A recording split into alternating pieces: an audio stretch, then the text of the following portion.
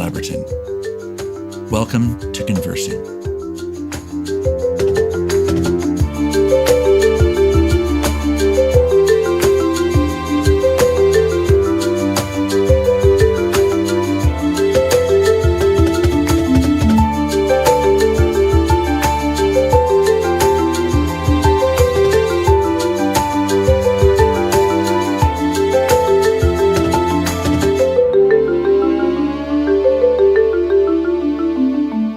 It is such a joy today to welcome Dr. Luann Pannell as our guest on Conversing. Dr. Pannell has been for 18 years the head of police training and education for the Los Angeles Police Department. What an extraordinarily challenging job. And she's played a really pivotal role in the redesign and development and oversight of LAPD's training curriculum, from basic academy training all the way to advanced levels of training. This puts her in one of the most complicated contexts imaginable to try to negotiate what good training requires, what good service by the officers themselves requires, and what training and advanced training requires, especially at a time when we know that so much contention exists, as well as so much necessary benefit exists between the role of police officers today and the wider surrounding cultures and communities. She has been trained in her background as a psychologist. She's led in ways not only inside the LAPD, but in many national organizations as well. She has degrees from Fuller Theological Seminary, and she is currently the Chief Executive Officer of Exceptional Edge Consulting, which is police training and education that extends around the nation. Welcome, Luann. It's so great to have you. Thank you so much. It is a pleasure and an honor to be here as well.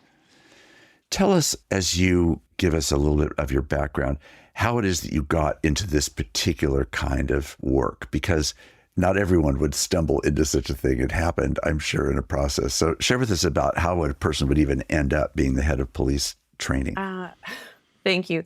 Well, I started working as a psychologist in Pasadena with community mental health and high-risk children and families, and the just constant need of our communities in crisis. And the position opened up as a police psychologist. So I applied for that and started with the behavioral sciences unit. And so I walked into LAPD during a very difficult time. Their consent decree had started. And, the images that we have of law enforcement and policing, I walked into law enforcement and really wondered what I would experience and see. And in that role, I saw officers after officer-involved shootings or particularly traumatic events, children who had been killed in a car accident or just various different things that law enforcement is exposed to on a daily basis.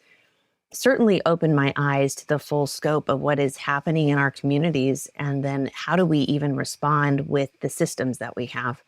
In 2005, one of the things I had done as a police psychologist was to do a lot of training. I felt like it was a way of bridging the gap between law enforcement and mental health.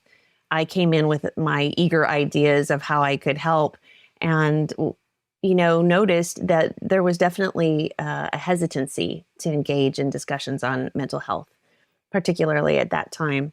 And I used training as a vehicle to talk with people and just here's some tools from psychology that could help you when you do an interview with a child with attention deficit, when you are handling a grieving parent or something like that. So just continually trying to give tools away. And I think in that effort, when the position came open to become the director of police training, I was invited to apply for it. It's a huge job. Training in law enforcement is ongoing, and particularly at the time we were still in the middle of the consent decree. So that is the environment that I walked into. Why don't you define that consent decree just so that everyone hearing this understands what you're referring to? So at different points, departments can be assessed by the federal government or the state, actually, and put into a consent decree which says that, you have to meet numerous requirements to operate on your own, independent of the consent decree. So usually there's a consent decree monitor. There's usually many policy revisions and also training that accompanies that. And so we were in a consent decree LAPD for 10 years. There are several agencies currently across the country who are in consent decrees right now or just starting them. Which then adds a tremendous amount of pressure as being carefully being observed from the outside, monitored in a whole variety of different ways, I'm sure. What was it that led LAPD, just to remind people, what was it that led to that? Unfortunately, we had the Rampart scandal, and in Rampart Division, Rafael Perez, and there were several others that were involved in discriminatory practices and criminal activity. And that came to surface, and it started a consent decree and a evaluation of the LAPD at a kind of from top to bottom. So as you stepped into this role at such a critical moment, how ready was LAPD for the kind of formational work that you were interested in doing? I mean, I can imagine in a certain way, maybe it made some people hungry for it, but it might have really offended and been a problem for many others who wanted to repel the whole effort. Well, when Chief Bratton came to LAPD, he really set a tone that we are going to work through this consent decree. I do think when we first started it, it was different and awkward and challenging. Over a couple of years, Chief Bratton we are going to get through this, and just set that tone and mandate. And so I think it made a organizational shift. Yes. So by the time I became the director of police training, that was the focus. We are going to do this. And so my goal has always been to meet and exceed the standard. Whatever is set out for us by the consent decree or state training, I feel like we want to meet that expectation, but we also want to go farther. We want to develop the next generation of officers. Right. So as you start doing this work and you're beginning to frame up more clearly a fuller, more complicated picture of what being on the police force is really like day in and day out, just give us some kind of sense of how that was evolving. How do you move from not being in that position to then really being completely immersed in that reality? It's interesting because it is often in the news in every part. It's not just a 9-to-5 job that you can walk away from. First of all, our officers are there 24 hours. And in my role as a police psychologist, you would have an on-call rotation to respond to any emergency across the city for a crisis negotiation or for an officer who's in distress, or a civilian member of the department who's in distress. And so that part of having boundaries of your work life and your personal life is difficult. Right. And you see that there are different times when, particularly during the pandemic and also during the protests of 2020, there weren't days off. And it really is a consuming kind of effort, both for the officers who are working out there, but also the civilians who are supporting them going out. Yes. I don't know how to exactly describe it, but it is all in. You feel the weight of the responsibility of all these communities that depend on you. Take us inside the police experience in 2020. Imagine, if you would, perhaps one person, you don't, of course, have to name them. Take us to one person and their experience of the trauma and challenges that were upon them in 2020 in light of all the racial activism and demonstrations that were going on. Well, I don't think we can quite have this discussion without going back a little bit earlier because, the pandemic started. Right. Sure. And as you recall, it's a weird time to reflect on because we were all afraid. We didn't know what was happening. Yes. And law enforcement kept going to work. Right. And so during that era, many of our officers who were assigned to training, well, we weren't doing training during COVID because, we're trying to keep distances from ourselves. And our officers were assigned, many of them who weren't on patrol were assigned to protecting homeless shelters. And so homeless shelters were being set up in all kinds of community centers and places. And we're trying to handle this horrible, unknown pandemic. And officers were really afraid. Not only are they they're trying to keep their responsibilities, but also worried about going home. They were going home at night and like many healthcare workers, changing in their garage and showering before they had any contact with their families and trying to, keep the spread.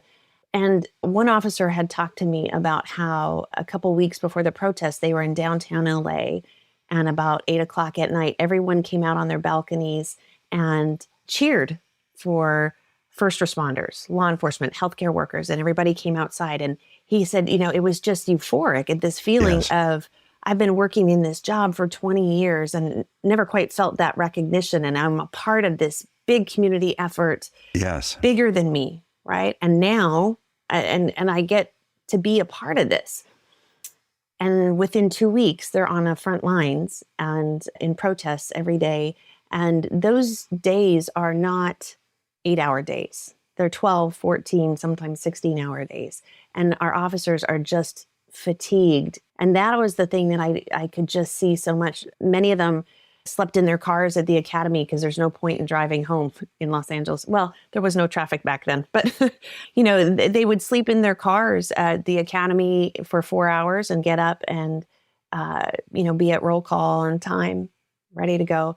This specific officer who was telling me this story about the cheering for law enforcement, and then within 2 weeks, he said he had young people he'd never met. And this is the kind of person who is going to talk to you. If he's on the front line, and he's going to talk to people, because he really does feel that if we just talk to each other and understand each other, we can work through this.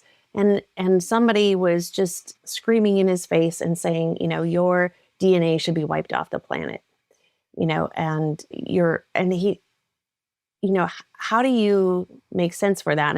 And he just, of course, I don't want to repeat all the things that were spoken to officers, but if you think about how many of us could stand in front of insults for 12 hours a day for days on end. And what was so difficult for many of our officers was that we had gone through the consent decree. We have really worked on all these different constitutional policing and relationship-based policing, and we've improved our training and done these different things to really strive to be better. And it felt like in a moment that was taken away. It's like the ultimate stress test right in the face of it. Yeah. Yeah. And, we had we graduate a class of recruits every month. And so we had brand new recruits who just got out of the academy standing on the front lines, and thousands of people walking through. And you try to make sure that the messaging is clear. You try to make sure that you're relieving people who are getting to their limit. But after, 20 days, who isn't at their limit? Who isn't fatigued? And recovery after that is a long road. And I think from time to time, I still hear people reference it with an enormous kind of pain. Right. One officer said, I don't think we've healed from the scars of 2020.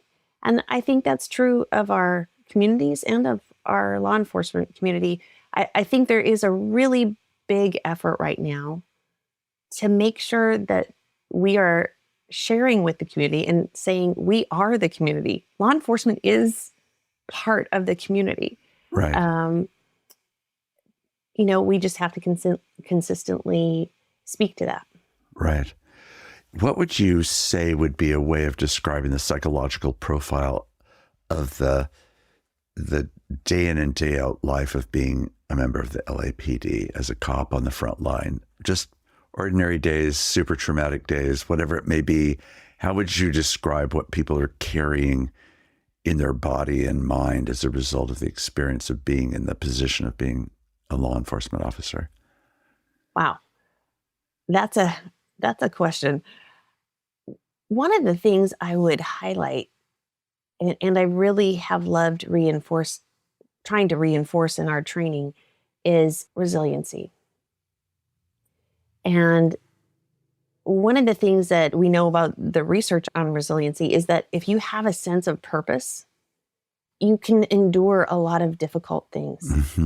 And we have certainly been persevering through a lot of difficult situations, but kind of coming back to the basics of being purposeful about what it is that we're doing on a day-to-day basis. And I think one of the things I would often share with community members was, I wish you could meet some of these officers and actually spend time with them. Because I think there is a gap between our image of what we've either seen on TV or in a body video to really knowing some of these individuals and the price that they have paid for doing this job. I most often hear from officers that just a thank you, keeps them going. They can have a lot of very difficult situations, but then they'll get that one thank you from a community member. And again, it kind of resets their purpose, thank you. You're welcome. Of course, I'm going to do this for you. It's just really hard to give a profile of that, partly because there's a lot of diversity in LAPD. I'm sure there is. Yes, absolutely. Yeah. And I love that about LAPD. We are not, the LAPD of 1975, where it was pretty much all men and predominantly white. And we have a very diverse department right now. And I think that is one of our strengths. It's a wonderful part about Los Angeles, right? I think that the LAPD reflects Los Angeles is really important. But people come into the department expecting diversity. People come into the department expecting that, a continuation of some of the diversity that they've experienced in the city. Sure. So I think that has built us and made us stronger. And it does change, I'm sure, as a result, the psychological profile and the way that people are equipped by their own life experience as well as by their sense of mission to be able to stand into the places that they stand in. I've had the privilege of teaching in the academy on the third day of the academy, a class that was called Transition from Civilian to Sworn. And we were trying to pay more attention on what are these transitions like, especially significant life transitions. And anything challenging, hard, worth doing is going to change us. But we start with a conversation on how. How is that going to change us? And how do we be responsible for the change that is happening in us because of what we're exposed to and the places that we are? How do we keep responsibility over the care and character of our hearts and in our mindset? And it's been such a privilege to see these young people coming into law enforcement. Again, it's a snapshot that I wish I could share with America because there is a lot of hope and opportunity there. And people want to make a difference and be a part of something bigger than themselves. And I certainly applaud young people who are willing to step into a place of danger for others. One of the things that I think many people outside law enforcement wonder about is what kind of training is really being given and increasingly given about de-escalation of violence rather than what often at least can appear to be the escalation of violence by some police. Now, let me just say as a parenthesis that all of these generalizations that we're talking about are, of course, unsustainable because it's always about the infinite variety of each person at any given particular moment and all of that. Sure. So I'm not suggesting there's a standard, brand of avoiding escalation. But I think many wonder at times why the use of gun violence, in particular by police, seems to not reflect a de-escalating motive or interest, but instead an escalating pattern of behavior. But how do you see that? What kind of training is going on for de-escalation? How do outside citizens understand that? Well, I do think outside citizens should know that particularly since 2014, 2015, the discussion of de-escalation is in every department. I don't know where you'd have to go and not be a part of that discussion.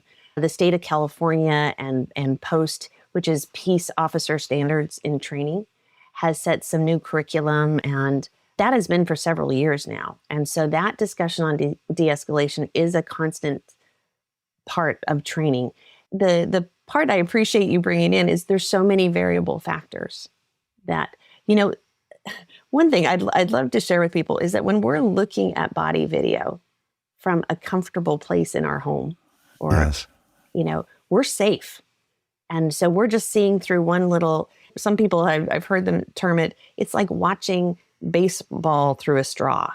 You see a little piece of it, but that officer who's there, their head is looking because there's traffic behind them. There's noises over here. There's somebody shouting. There's somebody else videotaping you. You are processing so much information. So to train to that environment, when you're learning a new skill, you can't teach somebody a new skill and put them in that environment and expect that they're going to be exceptional at it. So within the academy, we try to start with smaller scenarios and build it.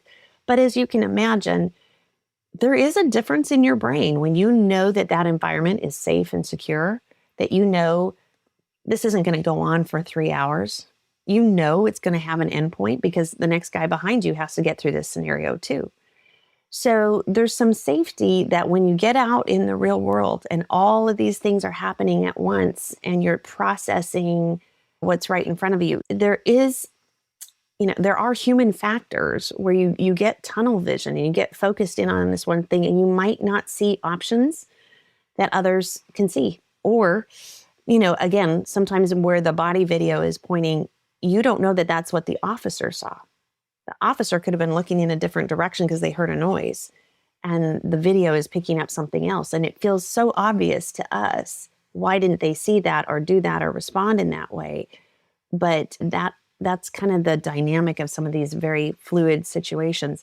But what I would say for our department and many departments, we're training in de-escalation. We're debriefing about it. We are talking about it. Some of the efforts now too on employee officer wellness has focused on self-regulation and calm. And how do you have calm in chaos, really? And again, it's a practice skill.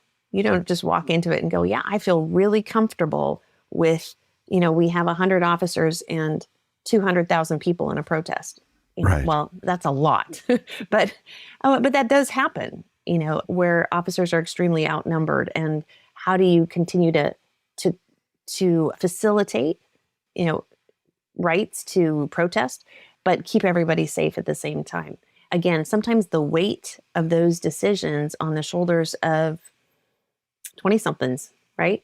It's a lot to put on them. And so certainly training through the organization, for LAPD, because of our size, it's a year and a half to train the whole department. So you could train officers on one part and you're not going to get through the whole department for a year and a half. Right. And that's with a consistent training effort with not being interrupted by other events. So it is just a constant challenge. I'm not sure if I answered your question. Well, I guess the thing that I find curious is that fear is a natural instinct, and police are, of course, entitled to their own fear. And it's imperative that we have fear for all of the good reasons. But we also know that fear can also become something that chemically and otherwise derails us from being able to actually perceive. So I'm wondering, as you work on the training of de-escalation, what are you actually working on? What are you trying to help people develop in their capacity to de-escalate? Well, I think law enforcement thinks of de-escalation much more broadly than probably somebody just hearing de-escalation. I think the problem with de-escalation is I think of an escalator. You escalate up and you escalate down as if things only had two directions to go. Yes. You can either make it go up or down.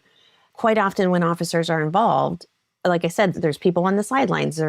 There doesn't mean there's just one person you're dealing with. Often there's multiple people that you're dealing with at the same time in a conflict. We're only called into conflicts. So that escalator should actually have like about 4 different off-ramps that go different directions. Yeah. Being fully aware all the time of how you impact somebody else, is difficult at the best of times. So the discussion around de-escalation isn't just using a calm voice, although that could be part of it. All the skills that we use in crisis negotiation are emphasized. How can we use our communication skills? But law enforcement is also going to look at de-escalation at sometimes as we need to step back and have a perimeter and give this person more space. Yes. We have to take time as a factor. Can we create more time for this situation to calm down? But again, in some situations, you might have to use time as a factor and increase your responsiveness. Because as I was mentioning before, if there's somebody wandering into traffic and there's other potential dangers that could happen, so you might need to speed things up and get that person either into custody quicker. And so again, that might seem, but that can de-escalate something from getting into a bigger conflict or situation that causes danger to others. Yes.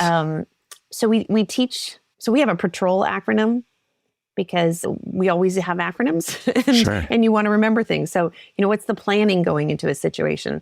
Again, sometimes what we don't see on a body video is what were the contents of the call.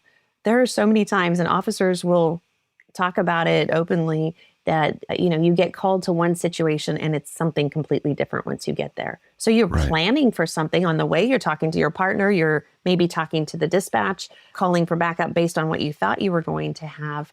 And it's something completely different once you get there. So the next part of patrol is assessment. You got to assess, what do you really have? Talk to the other involved parties, anyone who can help you. Then time is a factor. Then we have redeployment or containment of the situation. How can we think differently, about this engagement? O is for other resources, and L is for lines of communication. So constantly thinking of lines of communication. Who do I, not just with the person directly in front of you, but what do my other officers who are arriving on scene, what do they need to know? What does the dispatch need to know? Do I call for an airship to help me out? So trying to really emphasize for officers that they can feel very, very alone. And some departments only have one-person cars. So they do feel alone and like they have to handle this whole situation. So how can we help them know that in the process of having a peaceful outcome, that they have other resources to rely on if we can get them?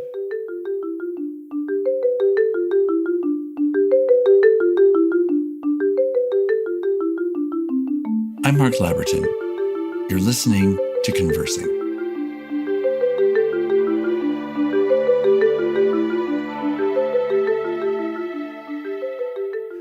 So that's a very, very helpful picture of just some aspects of the complexity of those moments that we're describing.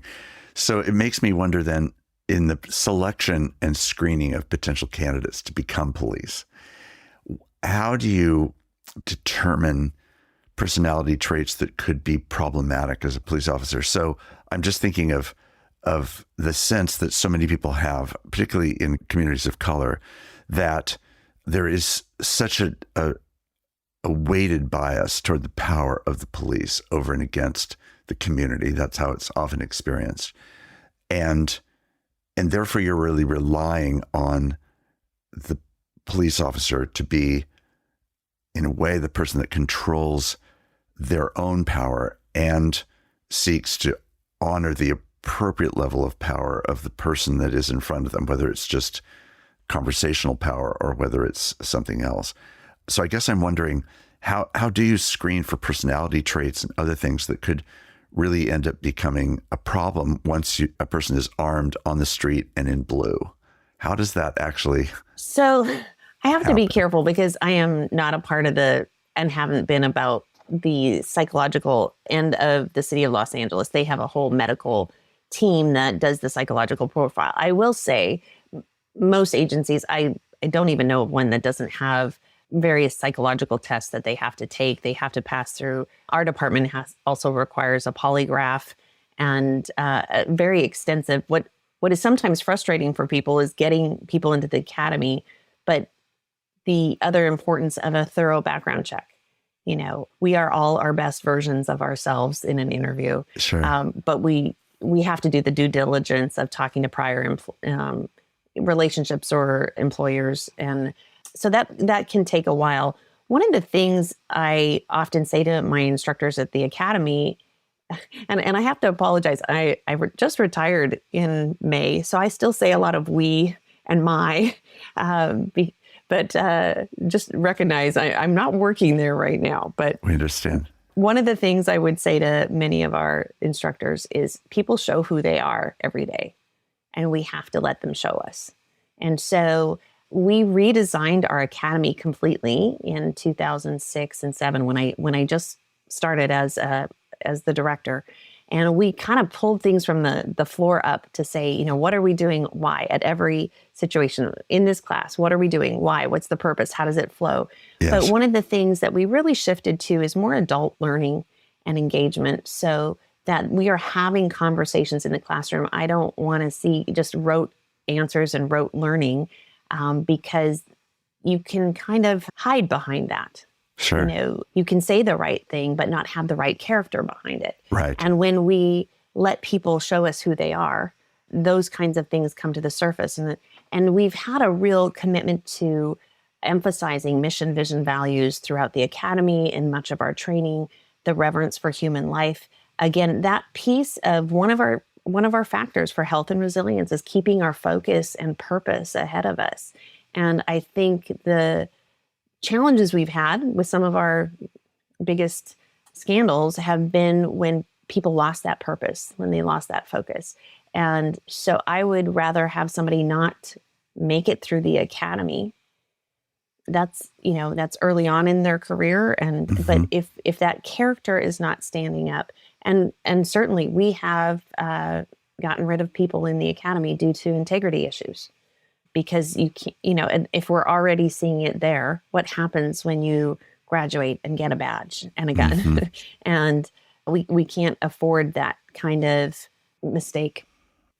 When everyone was affected deeply by what went on with George Floyd and the aftermath of that, both the event itself and all of its significance, and the trial, the convictions, and the national conversation and activity that went on around that season.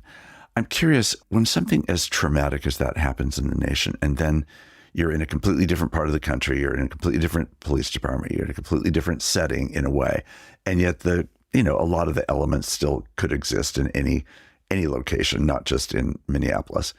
So I'm just curious, how do police officers process something like George Floyd? How does that happen? And then when it unfolds and when the convictions eventually occur, which I certainly would wholly support, how do they also respond to that?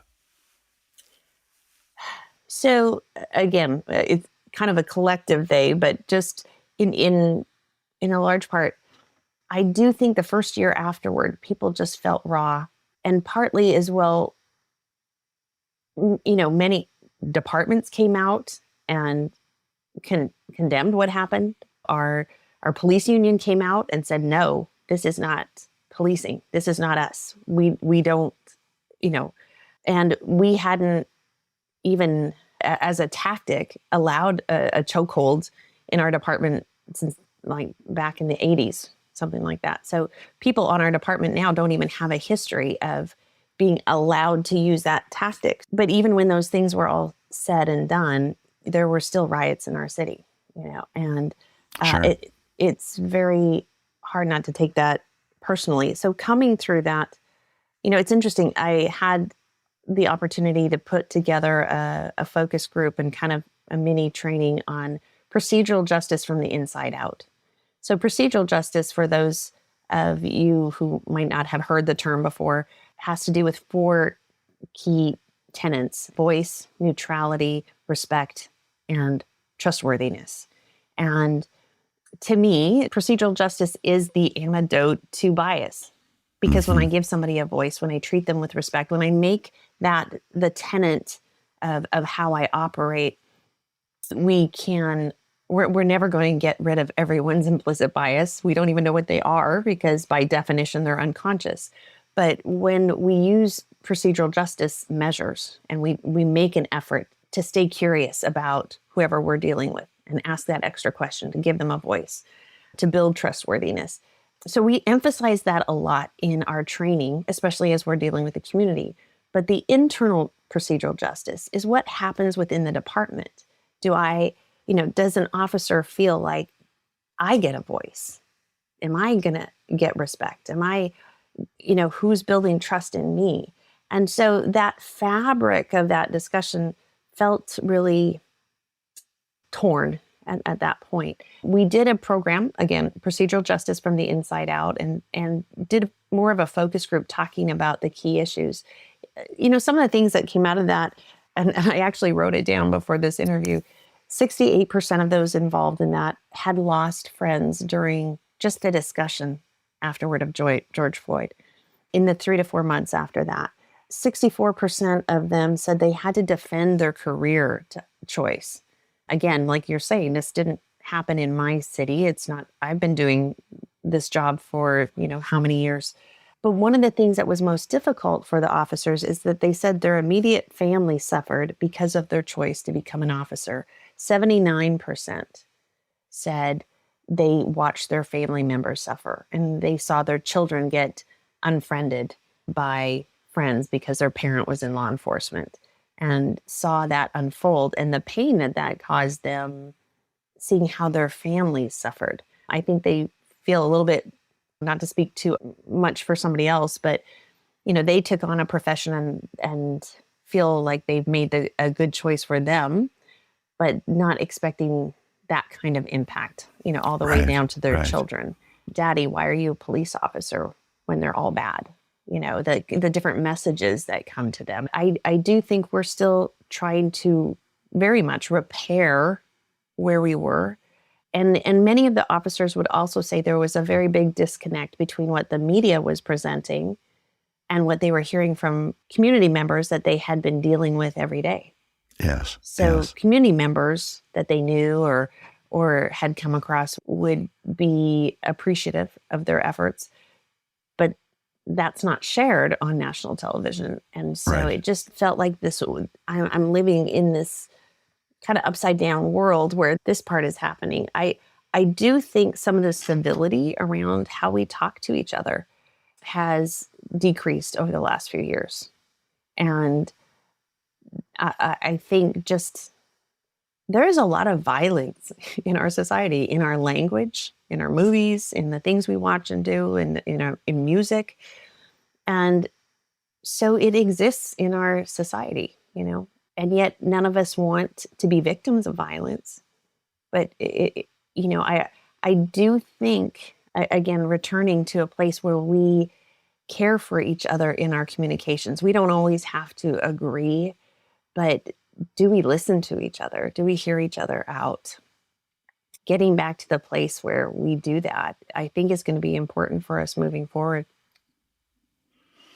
I've presided at a number of funerals of police officers killed in the line of duty. And as you know, the practice of having virtually everyone, it seems, on that particular force show up on the occasion of it, and the honoring of each other, the sense of intense community, loyalty, affection, respect, sacrifice of a person's life in the line of duty has just been remarkable to be that close to, and to feel surrounded, and because of my role being really in the middle of watching and feeling what's going on in the room during that time. And I have to say, it's given me a very different understanding and sort of an intuitive sense of what that community that you're describing means, and how it really is such an essential ingredient in doing this work as a together exercise rather than an individual. So in these occasions, of course, it's about the passing of an individual, but the honoring that's being done is the honoring of that individual in the context of this bigger community, which has to stand together in the face of all that police are expected to handle. I know that some of the people who are listening to this are people who just have enormous anger and frustration and disappointment with police, who feel like their lives, their social locations have just put them in places where they feel victimized by being, not just by doing. And I guess in that alignment of standing with the police and them and supporting the legitimacy and importance, the extreme importance of police, and the kind of good training that you're trying to bring about and the culture shaping that you're describing, all those things sound, very promising and extremely important to be being done. And yet I can certainly say that there are people listening, and certainly plenty of friends of mine whose social location puts them in a context where they feel as though they're being preyed upon. And I guess I'd like to know, what would you want to say to those friends? I pause because it's a very heavy question and a serious one. And I grieve with those losses and don't want to ever represent a Pollyanna answer or something. Right. The truth is, and I think you referenced it earlier, our lives and our world is messy. But I don't see how we do this without doing it together. Yes. And, there's a whole effort right now, I would say, in relationship-based policing. How do we get back to knowing each other? And that is really risky, right? Right. You have to be able to kind of put on the back shelf and just even walk into the room sometimes. And I've seen so many times where we brought community members into LAPD training and showed them both how we train, the ways that we talk about reverence for human life. It's not what they imagined. And I had somebody who was on an advisory committee for me, and she was an African-American academic professor at an esteemed university. I'll just put it that way.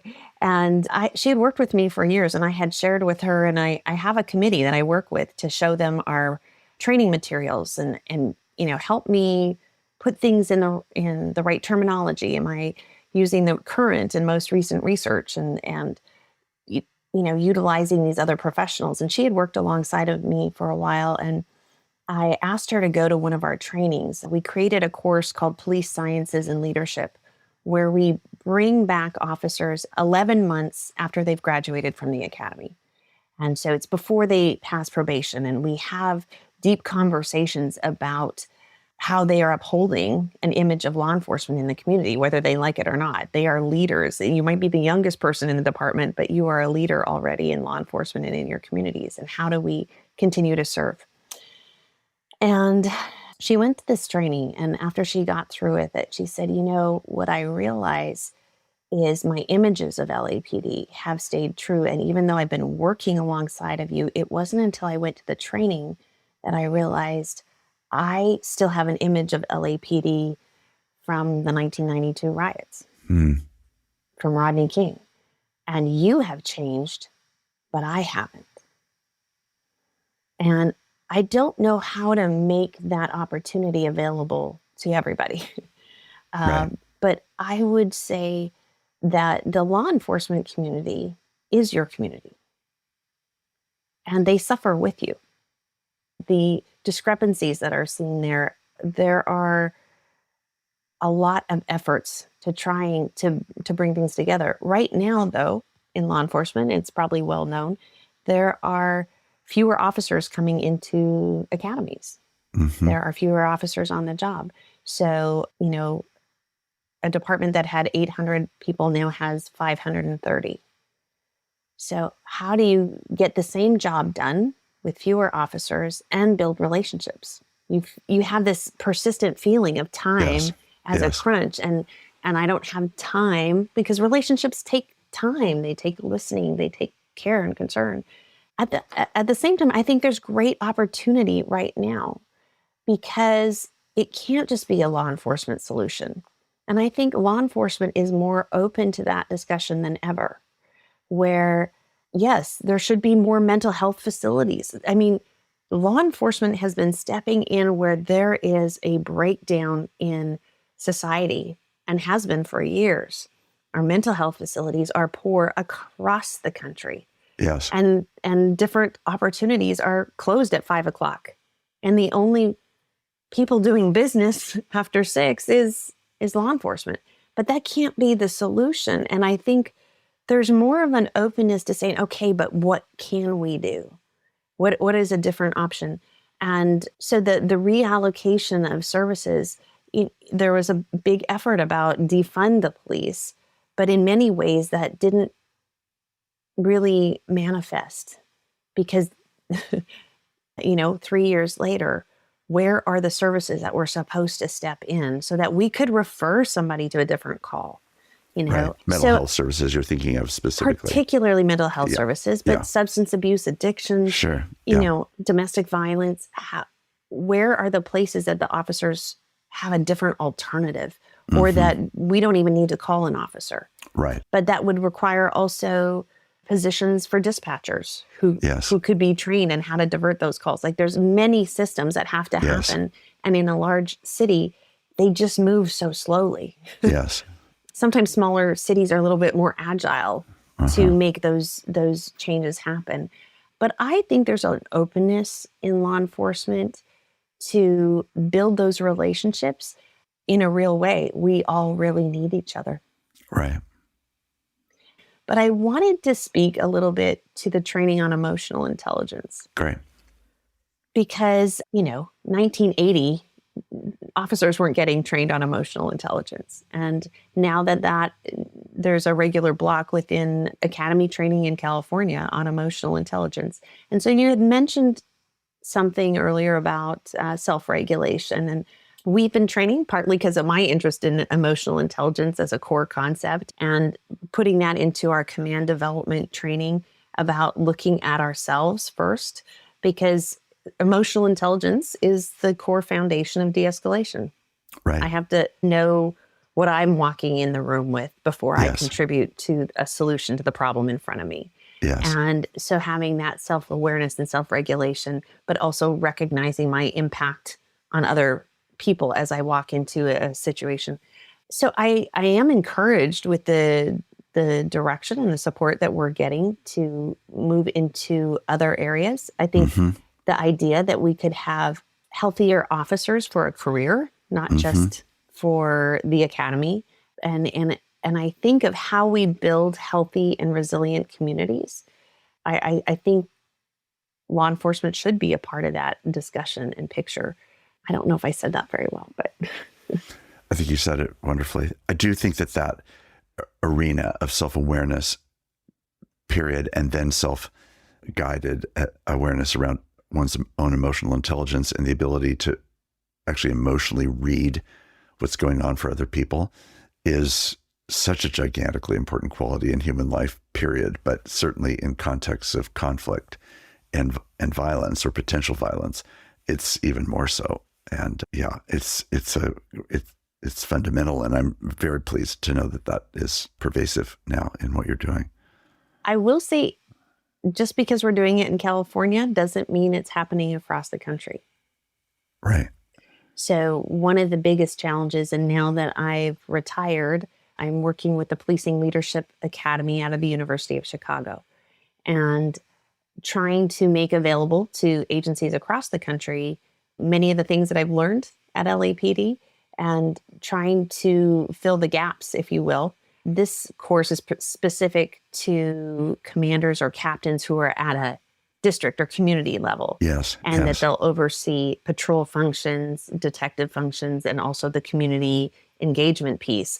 We really recognize that one good leader in a division has that opportunity for probably more of a tipping point than almost any other place. Right. Certainly the supervisor of a watch can and does have a significant impact, but the leader who is leading that community is going to shape both the attitudes of the officers, but also the kind of engagement that community has. And so we are rallying behind those in those critical positions to better be able to do the wide range of things that we're asking them to do, to move from incident management to strategic thinking and planning and long-term relationship building. And the premise is really that you can decrease violent crime while improving community trust, while building community trust. And in fact, that's really the only and best way to do it is in partnership to make it sustainable, you have to do it together. So, in the past, I think sometimes we've had momentary gains in squashing crime. But if you've destroyed relationships in the process, it's not sustainable. If you build relationships in the process, if we look at community alternatives, if we are engaging the community in the solutions, then we can be much more effective. And I'm so excited to see they have capstone projects in each of their cities. We have 24 cities across the country. And within their capstones, they are making a difference in communities dramatically affected by violence. And it's really given me a lot of hope about the future of policing to see these leaders step into places maybe that they haven't before, or into, just getting behind them evidence-based research that helps them to engage and have better outcomes. So Yeah. that's exciting to see. It's very encouraging to hear that.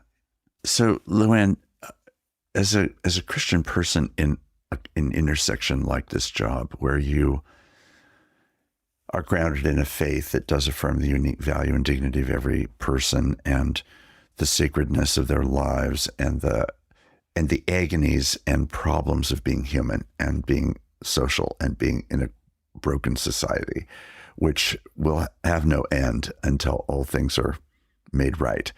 This ongoing work that you're doing, it just feels so critically important, and especially right now in the United States, along racial lines, sometimes along gender lines as well, sometimes along sexuality lines. There's lots and lots of very complex issues, and the police force encounters them daily in all of their permutation and variation and so forth. So I guess I'm curious, when you come to this task that you've carried for these years, albeit now retired, how did your faith inform your own understanding and processing of what was going on? Well, I do think, I don't know how I would have done this job without it, because you see some really dark days and struggles, and we've lost officers to suicide, and you've seen difficulties in the community, or things just go really poorly, and we can't stop working at it. So how do you keep going through the trenches? I often felt like one of the things that, kind of the light that helps you the most is hope. Right. And I know that good people working together can make a difference. Yes. I know that. I've seen it over, Right. and it might not make the headlines, but I've seen the difference of the impact of good people intervening when things have gone sideways. I've seen that both from the community and from law enforcement officers. So people who put themselves in harm's way. And I think there is great nobility in policing if we stay on that course, on that path. And how do we help people aspire to being the best versions of themselves within a very difficult position?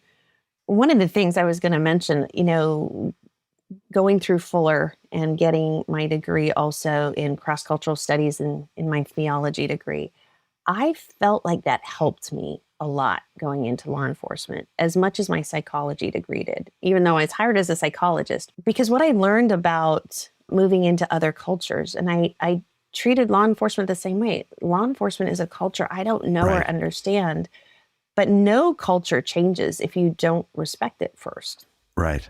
No, I can bring my unique perspective and view and research and background to law enforcement, but learning to understand the culture, the environment, and sometimes we talk about culture and it's such a negative way, but really you put 5 people in the room, they're going to create culture, right? And so what kind of culture we create? Can we create a culture of professionalism? Can we create a culture of the best, the best of who we are? Of course we can. And we have been working steadily at that. I think it's also the thing that you realize, without care and nurturing of that culture, it's just as susceptible to fall apart. Sure. And, a negative leader or a negative person involved can rip apart that fabric. And so I think just that piece of continuing to see hope, but I think also for myself, I feel like I have a unique set of gifts and background that allow me the privilege of working in this space. And so there's a little bit of, for such a time as this, like I can't believe it. I'm getting a little emotional, but what a gift and a privilege to be there and kind of be in the struggle. And I think that when human beings struggle together, we overcome some of the assumptions we have about each other when we struggle together. I think the hardest part is the othering that happens. Yes. Sometimes it's the othering of law enforcement, or othering of different communities. And it really doesn't matter which side that happens. I think as a Christian, your heart is supposed to break. Yes. It's supposed to hurt over that, because it's out of that hurt that we go, we're not done yet. We have to keep working on this. It's just really not an option to me to give up. Dr. Luann Pannell, thank you so much for being a guest on Conversing today. This has been a gift, and you have stood and continue in your work even after you have finished your service at LAPD to continue to spread so much of the wisdom and experience that you've developed over the years that you've been at the LAPD. And I'm very glad that other departments and people are being influenced by the same kind of thinking that you've just shared with us today. So thank you again very, very much. Thank you, Mark.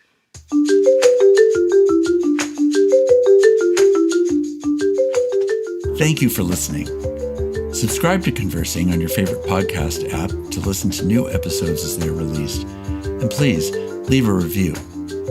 Conversing is produced by Peter Laberton and distributed by Fuller Studio.